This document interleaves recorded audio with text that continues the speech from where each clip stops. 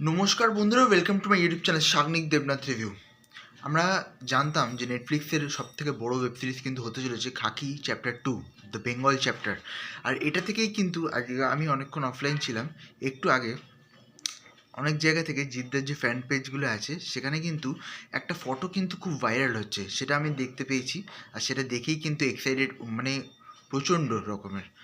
তো সেখানে দেখা গেছে যে ডাবিং ইন প্রগ্রেস দেখা যাচ্ছে। জিদ্দা, মানে মনে হয় জিদ্দাই ছিল ওখানে দাঁড়িয়ে। এবার ঠিক আছে, এবার জিদ্দার পোর্শনটা কিন্তু ডাবিং চলছে, আমরা কিন্তু স্ক্রিনে সেটা দেখতেই পাচ্ছি।